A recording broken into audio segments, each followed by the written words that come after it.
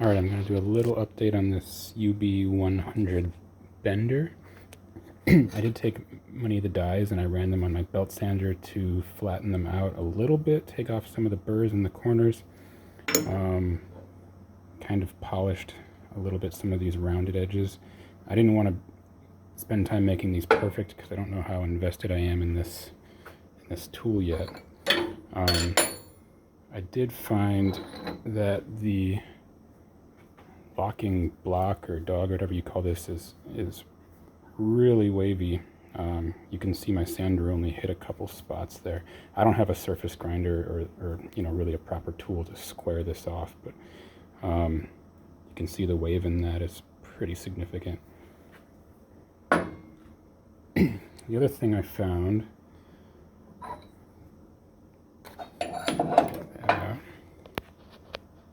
is that when I would tighten this bolt for the die, as it would tighten, it would pull the die up and sometimes make it unsquare. So the first thing I thought was that the bolt wasn't seating nicely, so I kind of bored this out. That didn't really help too much. Then I ground a little bit of a relief in that corner just to make sure it wasn't getting caught on something. And then I found that this face had a belly in the middle that was allowing the die to kind of rotate on the center, so I ground that down a little bit. Those things helped some, but not completely. What else? I did grind this down. Because previously, if a piece were put in, a piece to bend, let's grab a piece of metal here.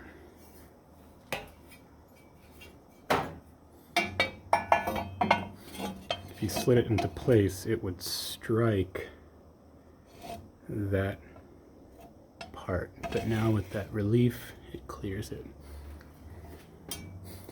While I was doing that, I realized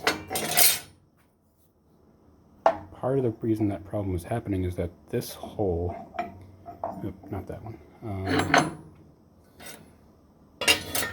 where'd my other die go off to? There it is.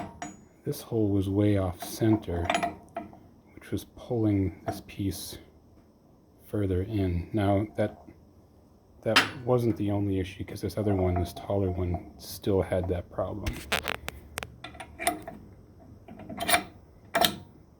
So you can see if I didn't grind that down, a piece of metal sliding in, it needs to clear that hub there. So that had to be ground down. It's working a little bit better now. Still not so great. I think if I can get a better sanding tool, I'll flatten these some more. And I still have the issue of the dies, the bending moment or point or whatever, not being in alignment with the center of the swing, which means that that critical distance changes as you swing it, and here it's actually binding, it's touching at this point. So you have to actually almost back this off as you rotate